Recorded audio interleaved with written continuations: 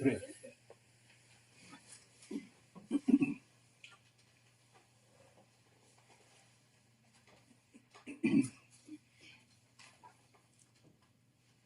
Let's have a short prayer and then a brief period of meditation. Om Brahmanandam Paramasukhitam Kevalam Gnanamurtim Vandvatitam Gaganasadarsam Tattvamasyadirlakshyam Ekam Nityam Vimalamachalam Sarvadhi Sakshibhutam Bhavatitam Trigunarahitam Satgurum Tam Namami. Om Shanti Shanti Shanti.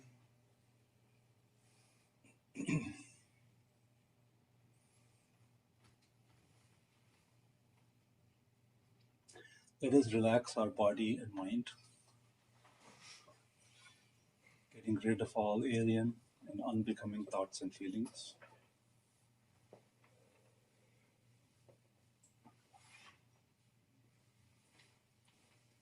Let us breathe gently through the nostrils, thinking that we are taking in what is pure and abiding in the atmosphere.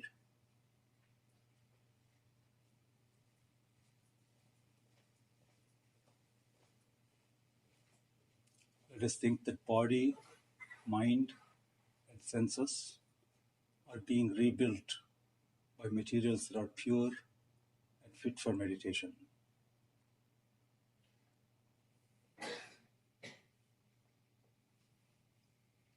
Let us think that there is a wall of light around us, protecting us from all obstacles. And let us enter into our inner sanctuary and meditate on the abiding presence of the all-loving being, seated on the throne of our heart, radiating joy, light, and peace.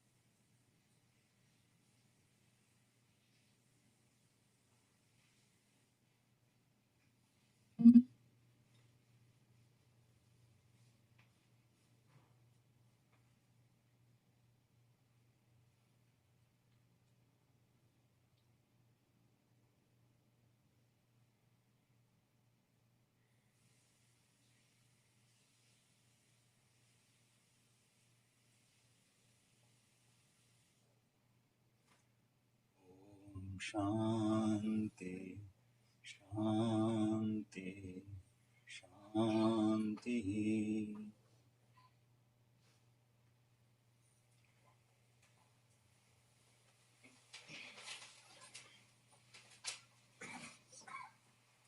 Today's Stotra is Bhajagovinda. It was written by Adhishankaracharya.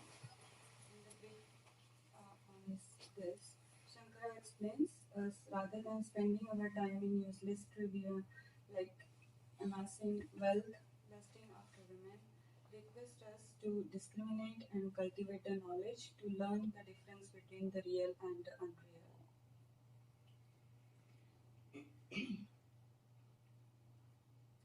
स्थापकाय च धर्मस्य सर्वधर्मस्वरूपिणे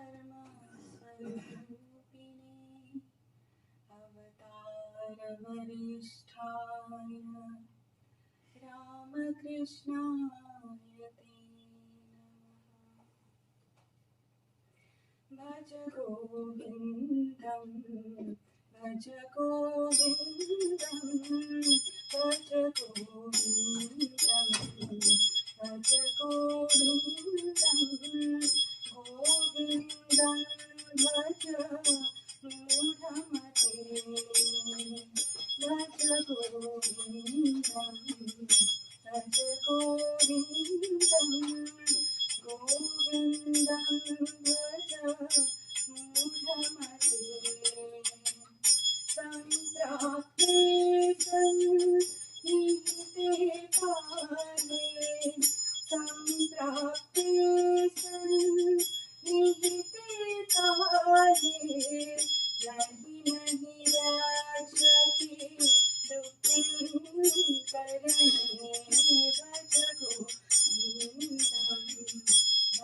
गोविन्दं गोविन्दं भज मूढमते मूढजहि धनागमतीष्णां मूढजहि धनागमतीष्णां कुरु सद्बुद्धिं मनसि वितीक्ष्णां कुरु सद्बुद्धिं मनसि वितीक्ष्णां यल्लभसे निज कर्मोपातं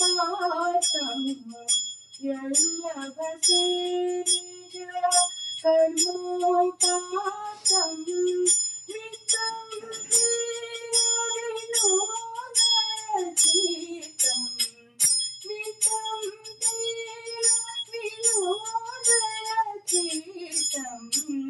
भज गोविन्दं भज गोविन्दं गोविन्दं भज मूढमते यावद्विदोपार्जन सत निज परिवारो रतः यावद्विदोपार्जन सत निज परिवारो रतः पश्चाद्युवति जय जय पश्चाद्युवति जय जय माता कोऽपि न पृच्छति माता कोऽपि न पृच्छति भज गोविन्दम् भज गोविन्दं गोविन्दं भज मूढमते पुनरपि जननं पुनरपि जननं पुनरपि मरणं पुनरपि जननं पुनरपि मरणं पुनरपि जननी जठरे शयनं पुनरपि जननी जठरे शयनम् इह संसारे बहुदुस्तारे इह संसारे बहुदुस्तारे कृपया पारे पाहि मुरारे कृपया पारे पाहि मुरारे भज गोविन्दं भज गोविन्दं गोविन्दं भज मूढमते भज गोविन्दं भज गोविन्दं गोविन्दं भज मूढमते.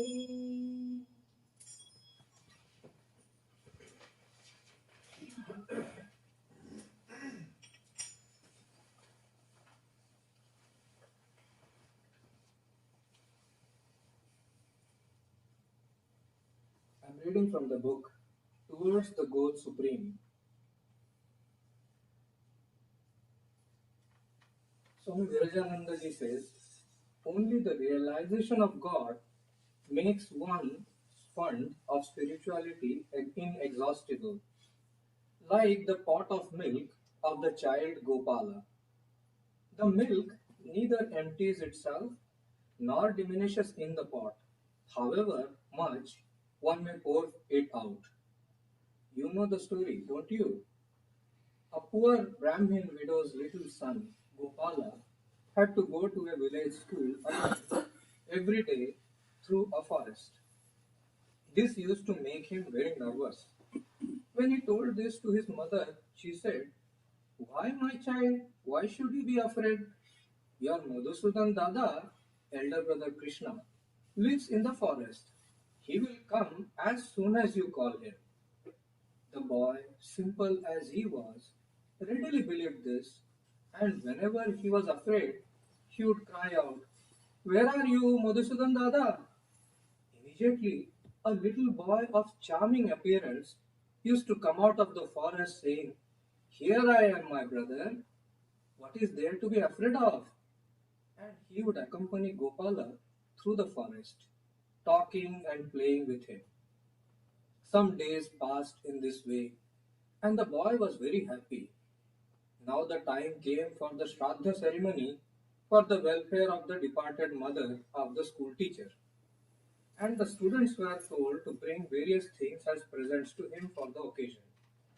So all the students who had the means took various kinds of presents in generous quantities to their school teacher. But Gopala's mother had nothing to send. Madhusudan Dada, noticing that Gopala was going to the school that day with a doleful countenance, asked him the reason, and consoling him, gave him a pot of milk, saying, "Take this to the teacher." No sooner did Gopala give that to the teacher than he flew into a rage and scolded the boy severely for his trifle. But all were struck with wonder to find that as soon as the pot was emptied, it became full again. Then the teacher, hearing everything from Gopala, went with him into the forest and asked him to call his Madhusudan Dada so that he could see him. As soon as Gopala called, a voice from heaven was heard. "You see me because of your simple faith, but your teacher is not qualified to see me because his mind is not yet pure. He alone who calls on God from the heart with simple faith and wants nothing else besides him will find him, and finding him, there remains nothing else for him to want or to get. He who calls on God for gaining happiness here and hereafter, or who begs for worldly things from him, may get them if he so wills, but he does not find God himself. Here is it.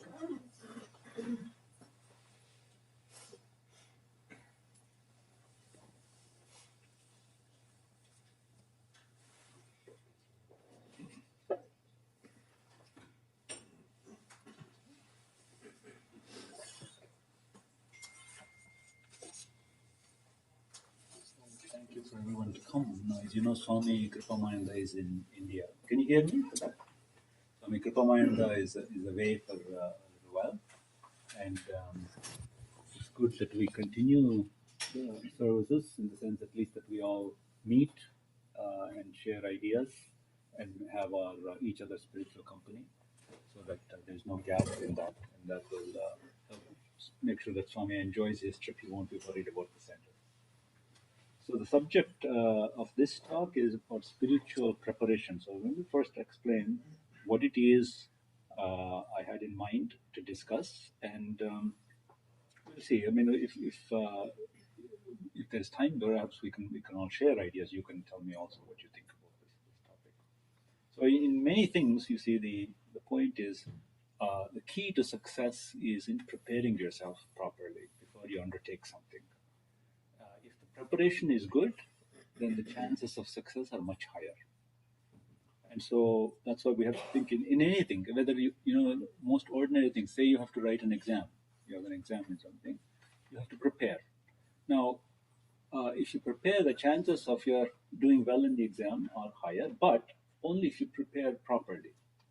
Suppose, for example, you have an exam in history and you prepared for geography, then that preparation is not going to be fruitful.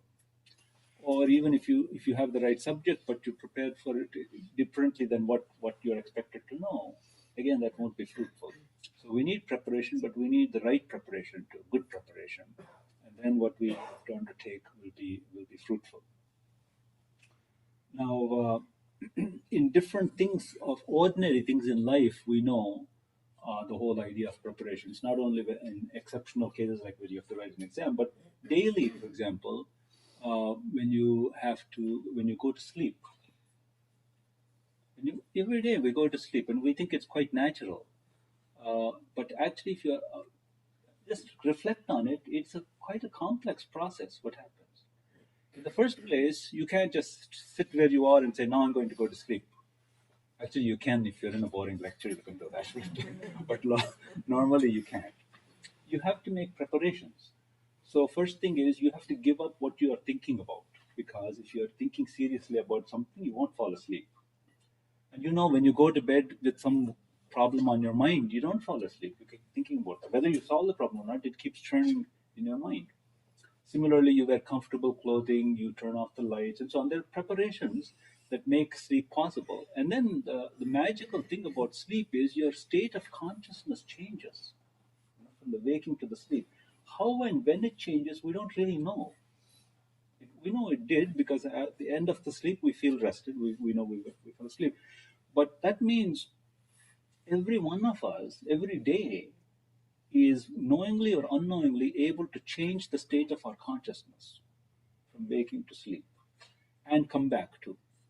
Now, it's very important in spiritual life, we're talking about heightening our consciousness or awareness from the ordinary to a spiritual plane. And we are apt to think that that's a very difficult thing to do. It's something that's given to only special people or a few people. For me, I won't be able to do it. But just observe that every day you are actually uh, putting yourself in a state where the state of consciousness is changing. It means we already have some sense of how to do that. Now we want to use that in the spiritual realm. Okay.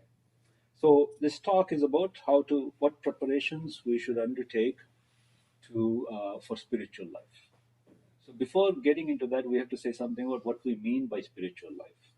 I'm going to describe this in a more abstract or general way, and we can narrow it down later on if you want to. Okay, so really, what do we mean by spiritual life? It is not religious life in the usual sense.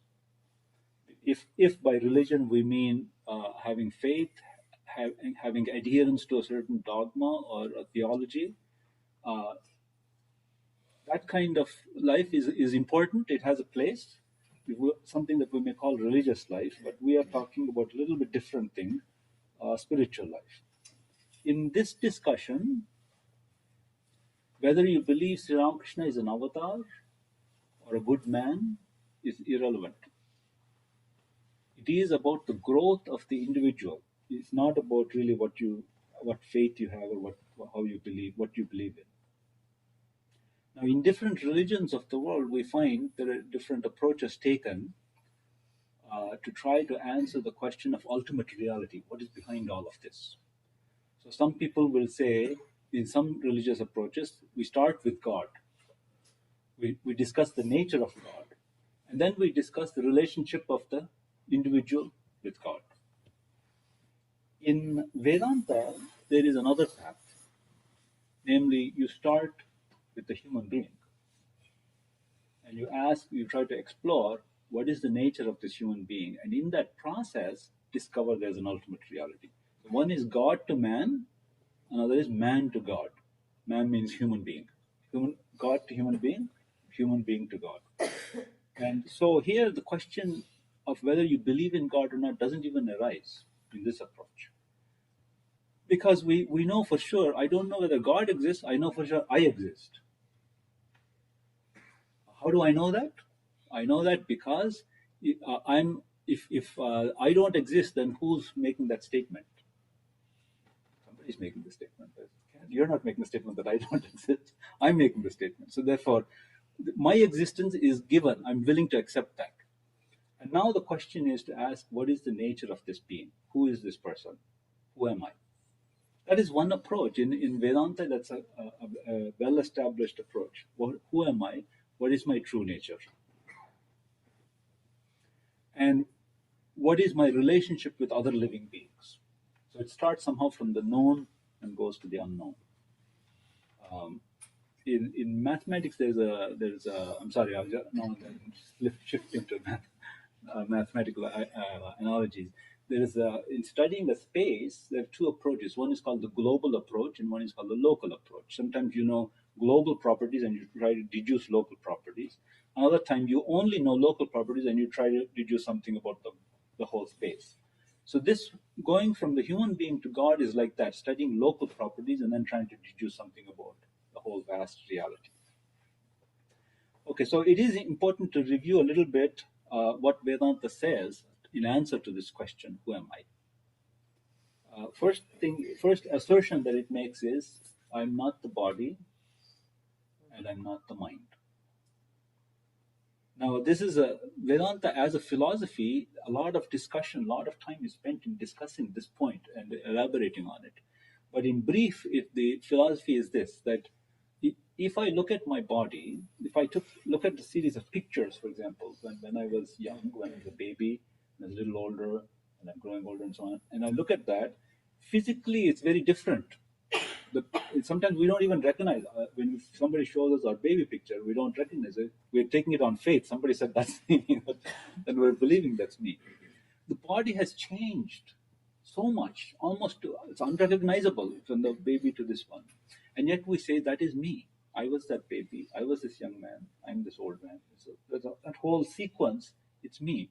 So that means that my identity or who I am is not exhausted by the body. I cannot be identified with the body. So that much is sort of everyone will accept it. Now, but Vedanta goes one step further and says, I'm not the mind either.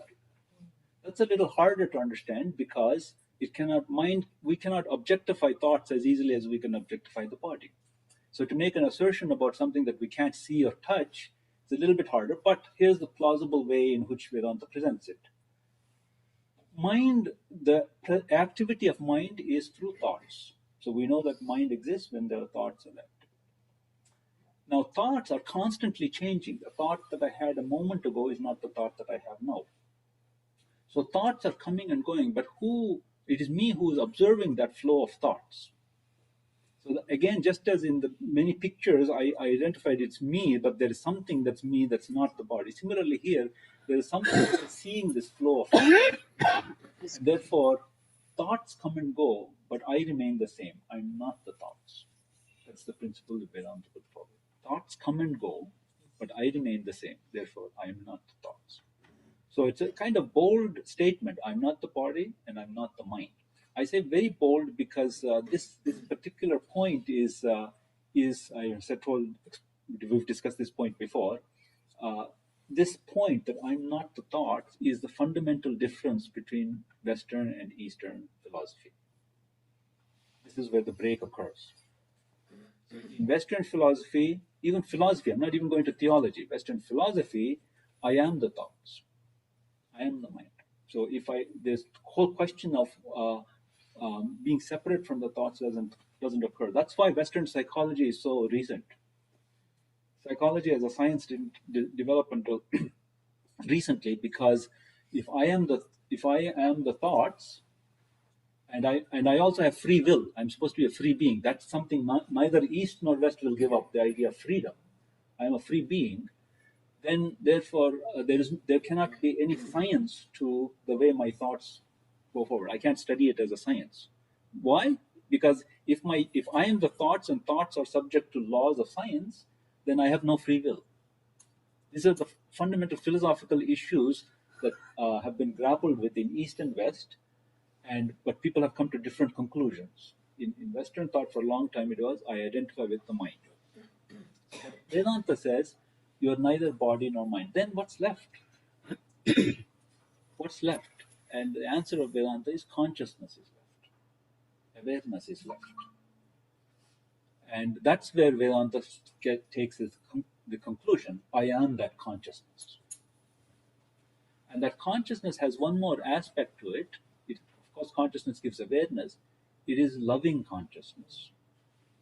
It has that, it's not a rational statement, it's just an empirical statement that consciousness and love go together. It's not just awareness, it is loving awareness. And that those two things cannot be separated. In Sanskrit, it's called Chidananda. Chit is consciousness. Ananda, people say, is happiness or bliss, but actually it is love. Love that gives rise to bliss. Chidananda. Chidananda Rupa Sivoham Sivom, that's Shankaracharya's. So that is in a nutshell, that is Vedanta's solution to who am I. Then the question of how do you go from the individual to ultimate reality, the answer of Vedanta is that consciousness that you discover in yourself is the same as the consciousness that in somebody else, that is in you, in me, in anyone else. It's the same consciousness. That consciousness is indivisible. So that when you get to that ground where you understand, you identify with that consciousness, your concept of individual completely changes. You're no longer an individual, you're the cosmic being. So the way that in Vedanta the individual is connected to ultimate reality is you are the ultimate reality. It's very, very interesting, well laid out thought, philosophy. This is the underlying philosophy of Vedanta. Okay, so that is the philosophy. Now, still, the question is, what is spiritual life? Spiritual life means that the process by which I become aware of that truth. Process by which I become aware of that truth. And everything follows from that awareness. We speak, in discussing various disciplines, we'll come to spiritual practices next time, but when we talk about spiritual disciplines or spiritual practices, one of the things that comes up often is that you have to be detachment, or practice renunciation. That quality that is given. But from Vedanta's point of view, that's not a separate discipline. It is equivalent to the awareness that I am the cosmic consciousness. This is expressed in the Isha Upanishad, the very first verse of the Isha Upanishad. Isha Vashyam idam sarvam, yatkincha jagatyam jagat. That spirit is interpenetrating everything. But then the next line is next word actually is most important. Tena tyaktena punjita. Tyakta is what we mean by detachment or renunciation. But it's an amazing statement, and the particular form of that word that's used is tyaktena, tena tyaktena. That the tiny bit of Sanskrit I know that vibhakti means tat tyakta means that renunciation, but tena tyaktena means by that renunciation. By that renunciation. Okay, let's go on. But by what renunciation? So far, the Upanishad has only said, Isha Vashyam idam sarvam yatkincha jagatyam jagat. That spirit interpenetrates everything. Then the very next word, by that renunciation. So you have to understand from that, the Upanishad is saying, the awareness that Isha, that spirit, interpenetrates everything, is renunciation. Because it cannot refer to by that renunciation unless it said what that renunciation is. And the only thing it said so far is that spirit is interpenetrating everything. So from the Upanishad point of view, Vedanta says renunciation is not some additional thing now you have to start practicing. It is awareness. Awareness of the all-pervasiveness of spirit. So with that in awareness, now the Upanishad goes on, says, with that awareness, live, enjoy, bunjita, enjoy. And then it tells you how you should enjoy and how you should live also. But that's an extremely important statement. So firstly, it's saying renunciation is the awareness, But then it doesn't end there. It's telling you how to live, which means, according to the Upanishad, the goal is even beyond the awareness, even beyond spiritual experience. It's to live in the light of that experience. This is what we call free while living, Jivan Mukta. That's the goal. And we see this in the conversations of Sri Ramakrishna, Swami Vivekananda also.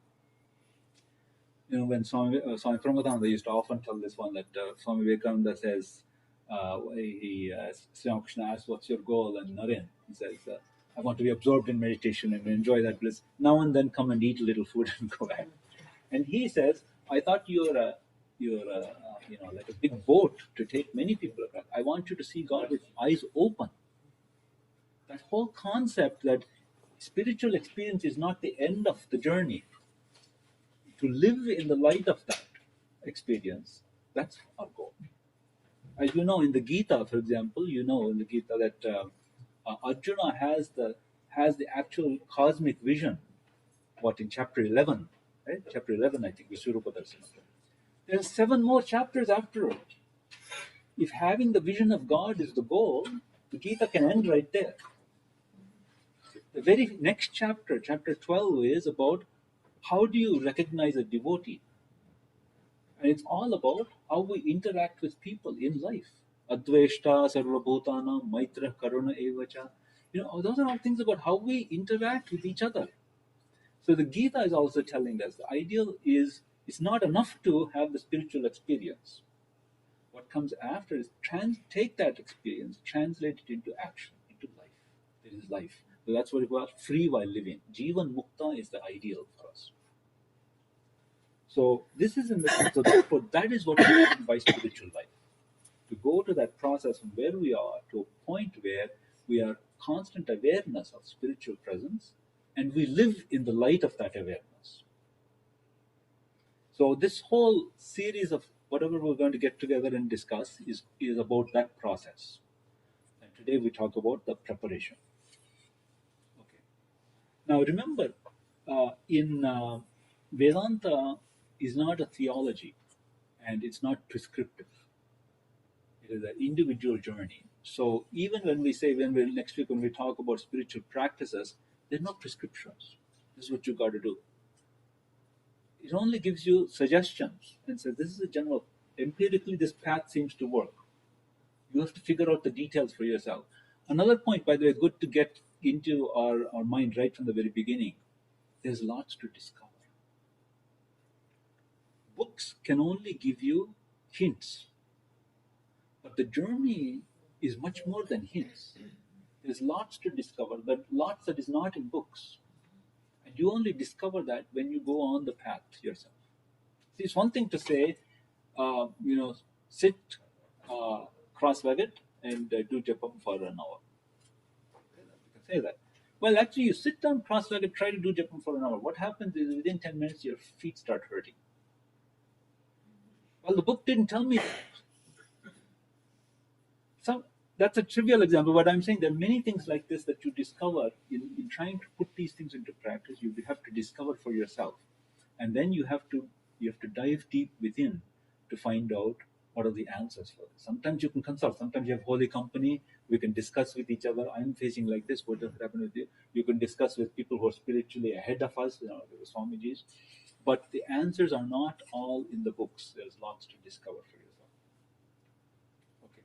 So then, with that in mind, what are the preparations? Now, is that clock accurate? Is that really the time? Or is so?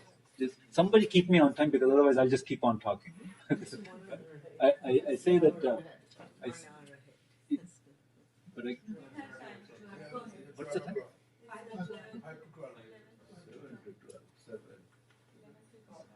11:55 now already. No, we can go 15 more minutes. Yeah, we can go 15 more minutes. Okay. So I was going to say it's very dangerous to give an academic a podium with no clock. No, but we're enjoying it. Carry on. So therefore, anyway, let's discuss a little bit about preparations. And as I said, I'm going to present it abstractly, and you can narrow it down. If you like. I would say the first preparation, maybe the most important preparation, is to figure out what do you want.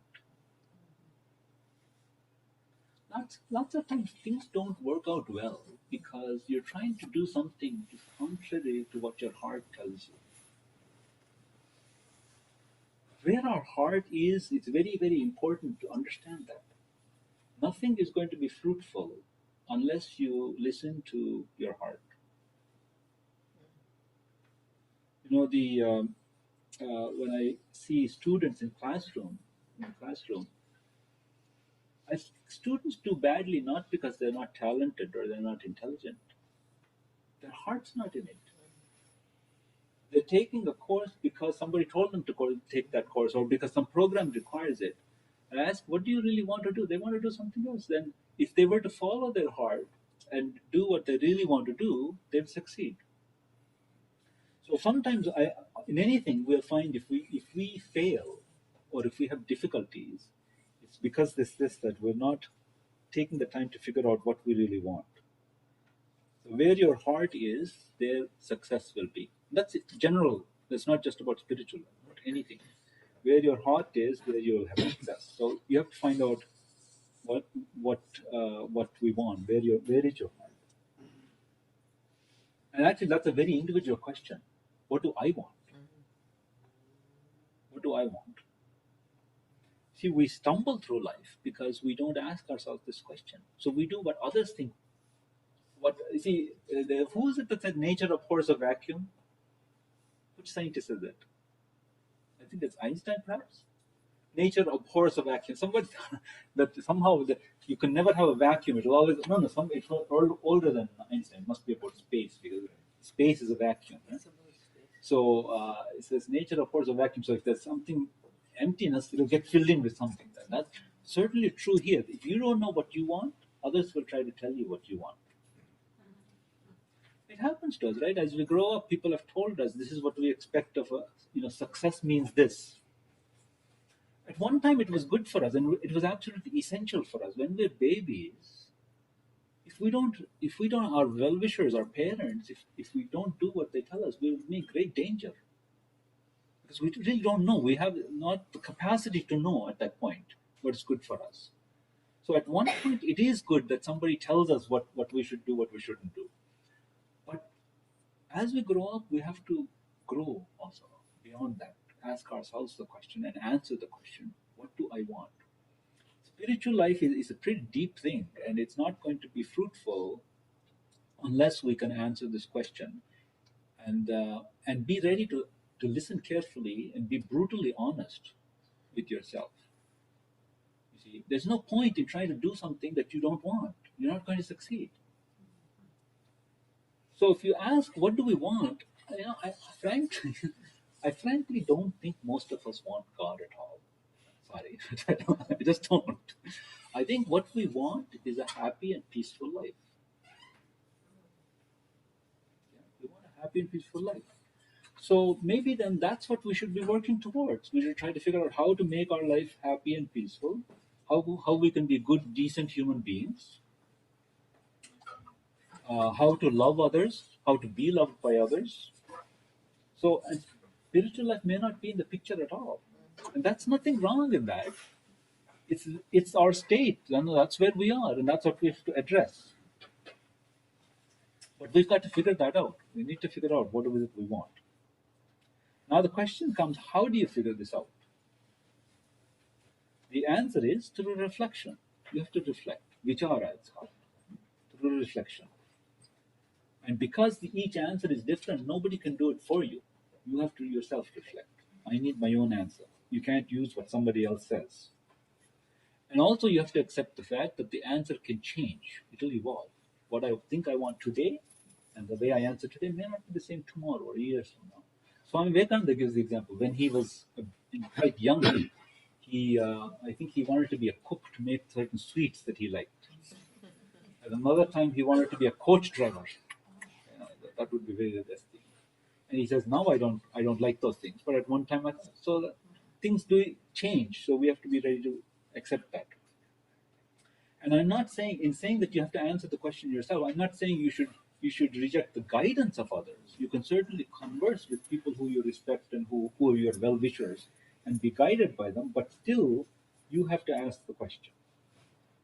So if you learn to reflect, then slowly you'll discover where your heart is.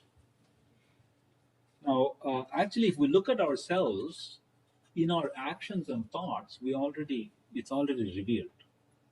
If you look carefully at a person's actions, of course, you can't see their thoughts. Not everyone can see another person's thoughts. But if you look at their actions, sometimes their thoughts, you can sort of figure out where this person's priorities are. Right? I mean, we all see that. Well, how much more effective it will be if we analyze our own actions and thoughts? Then we'll figure out really what it is we want. So we have to learn to read our own actions and thoughts, and then we discover where our heart is. So we have to reflect. To reflect, you need to observe. Observation. Because reflection is not done in a vacuum. You have to reflect on something, and for that you need observation. Many things happen around us that we don't notice. Many things happen inside us that we don't notice. We have to learn to be more sensitive to that. Swami Saravaratanda used to say that, I think he's quoting Buddha, the advice Ananda asked him, "Sir, when you're with us, we're very happy. We can count on you for our guidance. If we have to be by ourselves, if you're not with us, how should we conduct ourselves?" And you think he might give you a long sermon about, do this, do that. He said, it's just two things be aware of. Be alert, be mindful. Be alert and be mindful. What happens when you do that is you learn to observe more carefully.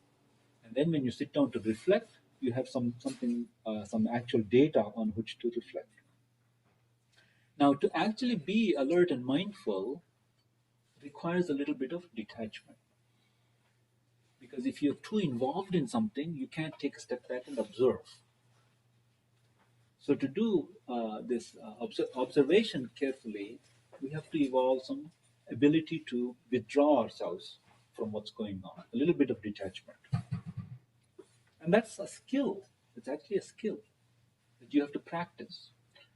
Now, this skill is extremely important because we'll see it comes back again in spiritual practices. The ability to withdraw yourself a little bit from what's going on around you is actually the same tool that you use in pratyahara. It's the same tool that you use in meditation. So those things are coming later on. But right now, in terms of figuring out where is my heart, well, I have to reflect. How can I reflect? I need to observe. How can I observe? I need to be a little bit detached to get accurate observations. Moreover, having observed myself, now I'm trying to reflect. You see, reflection has to be based on something. You draw conclusions from what you observe. Logic is not a priori. When you when you analyze something and you say you draw a conclusion from it, you're using some logic. There is no a priori logic. A priori means it is because it has to be. All logic is based on assumptions. And so then you start realizing hidden in all of everything I'm thinking are assumptions. And then you dig a little deeper and say, what are those assumptions that are guiding my life? And you discover. And sometimes you won't like what you find, those assumptions. So those have to be exposed and examined. But it's a very tricky matter because you're now going deeper and deeper into yourself, into your mind, into your thoughts, and you're unsettling the ground. Fundamental questions, fundamental hypotheses, assumptions are being questioned. So what will give you stability at that point? What will give you stability is to learn from the masters, because you're not the first person who tried to do this. The people who have tried to do this before you. Studying what the great people have said is not an end in itself. It's a tool, it's a principle.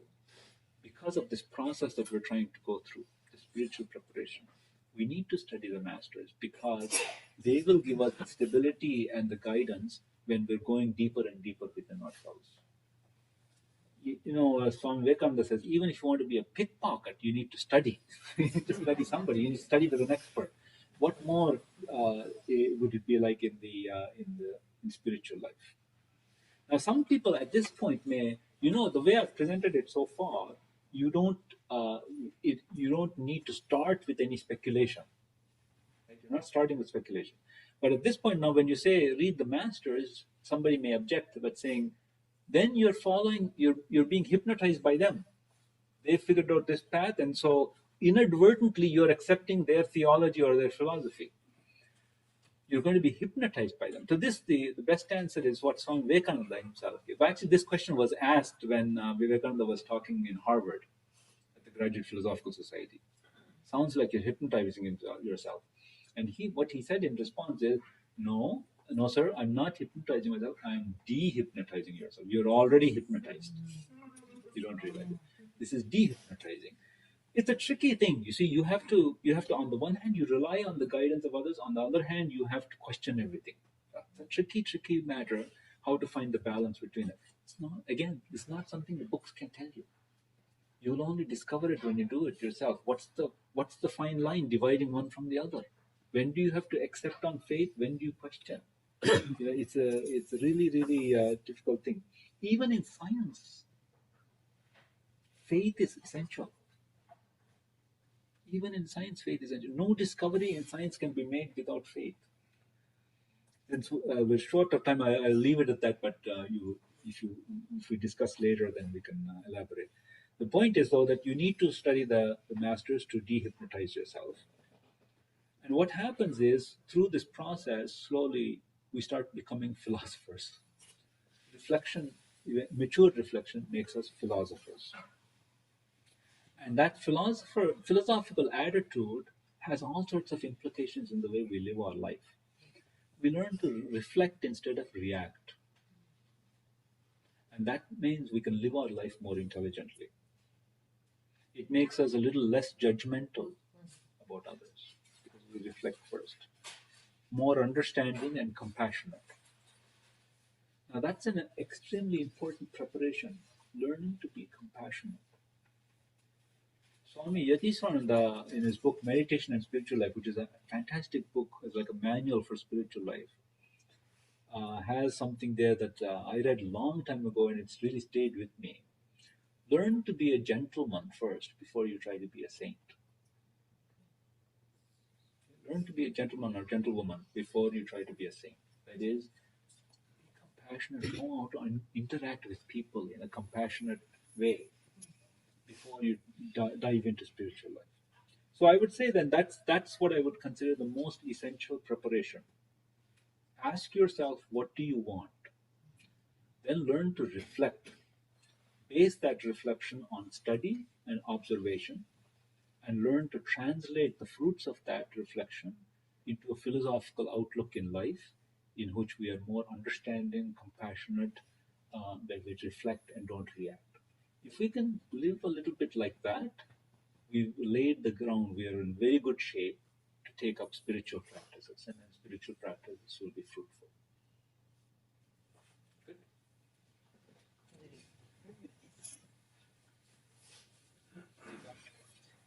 I would like to discuss with you later. Yes. So there are so many points you brought up in my mind. We can discuss. So, what's the protocol now, Deepa?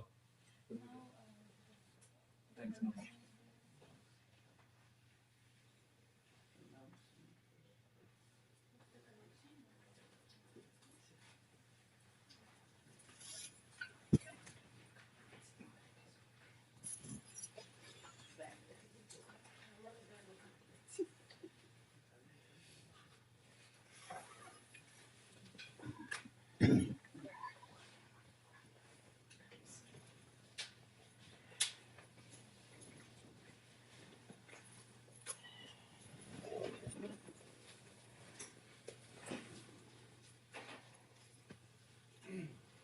Kumar, there is no question. Can I make some comment? Comment is allowed? Yeah.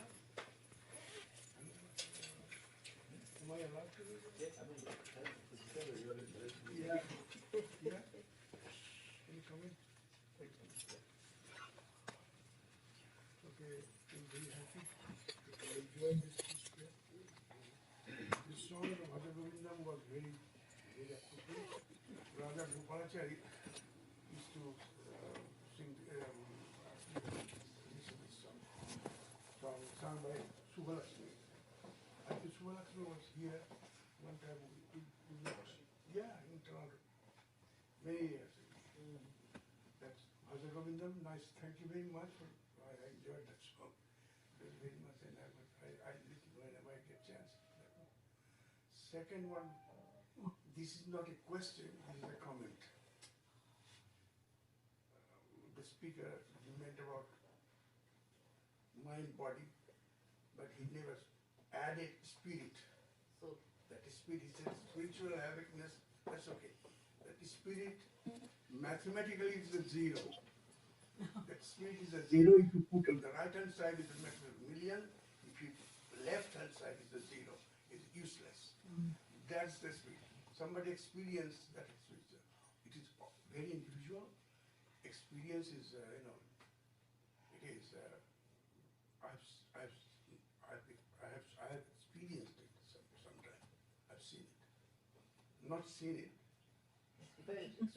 Some Prabhupada was here. At that time, I saw quite a few things, and that is something. And it is very individual.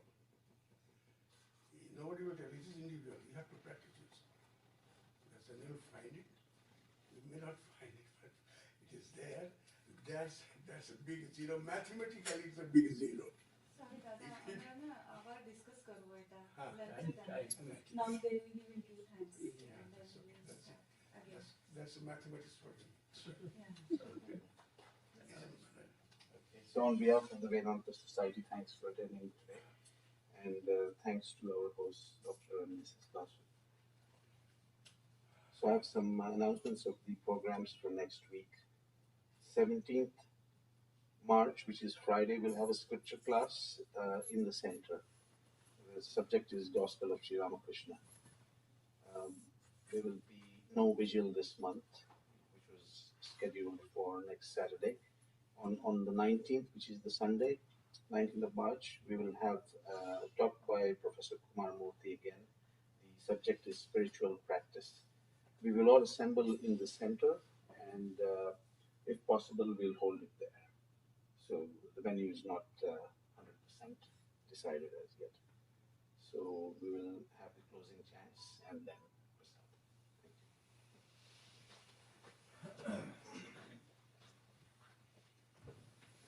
Om Shanti Shanti Shanti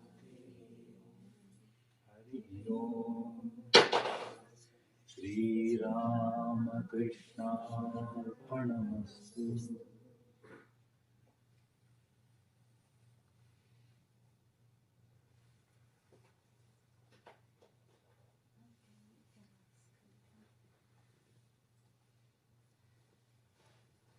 It's finished. Any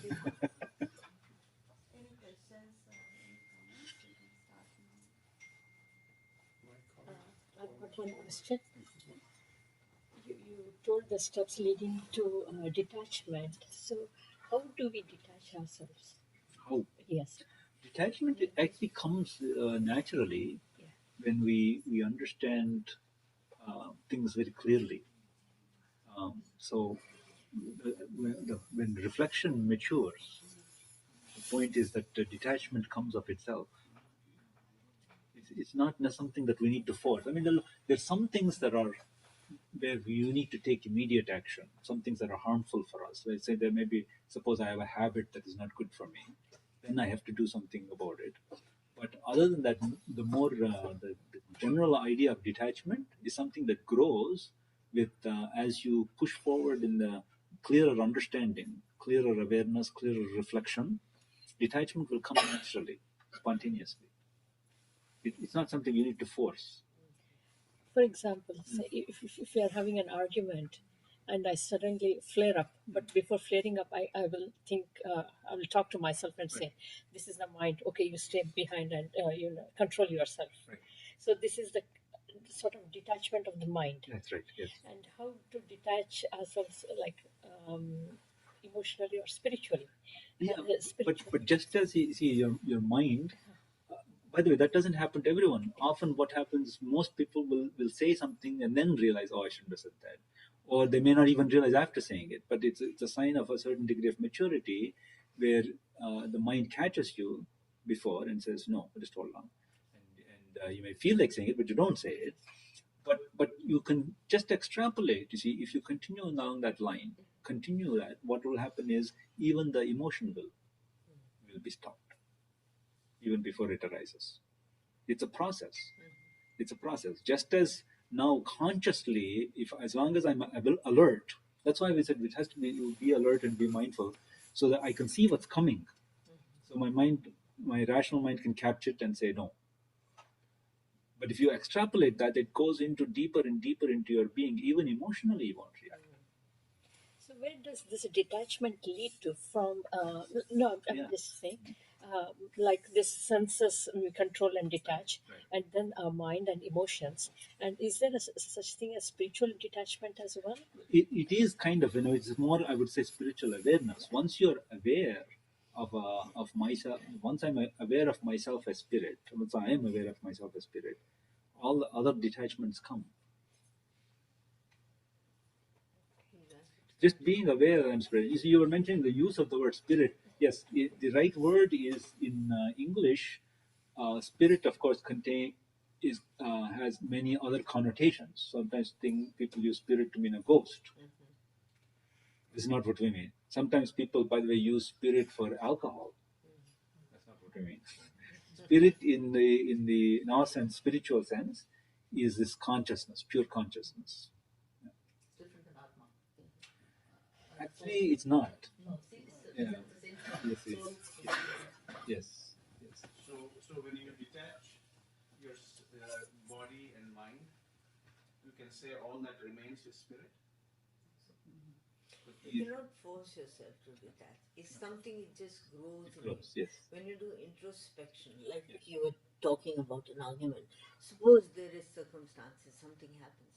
You just hold back and think, why did this circumstance arise? What is it that led to this argument? I mean, you will understand what happened. What were your reactions? What were you thinking? I think the circumstances, I don't know, the circumstances are not under our control. Yeah, but but how you we sit react back and and think stay about back. it. You sit back and think about it. Why am I reacting like this? If the other person is reacting in whatever way he is, then it will come on its own. You'll think that he is thinking like that. Now, what should I be? Do introspection into your own self. Right. It's just a stage which comes in life, and you evolve slowly. I feel that when I was younger, I never thought about all these things.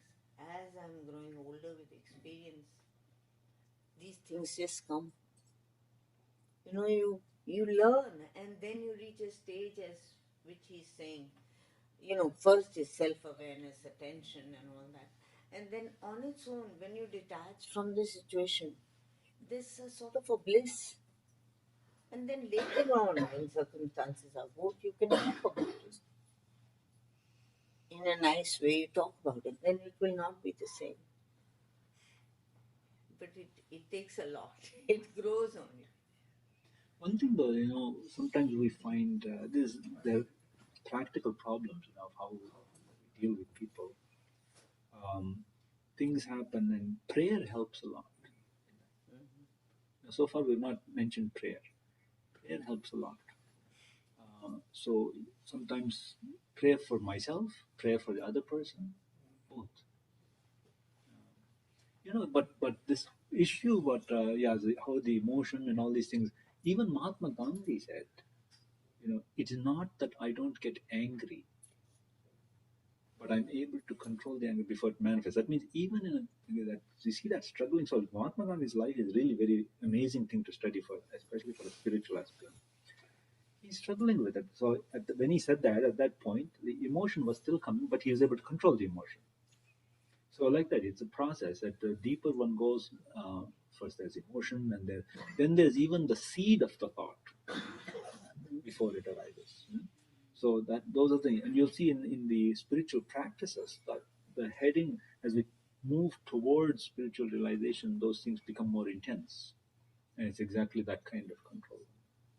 But it has to be a growth natural. I think, as you said, the detachment is a natural thing which will develop once you get that discrimination. Once you get the Atma and Atma Viveka is called discrimination. Yeah. That means once you realize there is something higher spirit and you start depending upon that higher spirit, then naturally the dependence on the Exactly. physical things will. That's absolutely right. Another way of saying this is the way to get detachment is to increase your attachment. Yeah, attached to the higher self. So the example is given of climbing a ladder. Now, when I go to the next rung, I have to give up the lower rung, right? But I don't give up the lower rung until I catch the higher. If I try, I'll fall. So if I can focus my mind on something more positive, then this one it's easier to give this up. And you see, in our life, that's what we did too. When we were kids, we liked certain things, and nobody really took them away from us, but we just outgrew them. Right? Our toys and our friends, we got new friends, and now we have new toys. We outgrew them, and so that's the thing. That for the detachment, the correct answer what you just said is that practice attachment. There's another thing about that. Ego, people say ego, but the Swami philosophy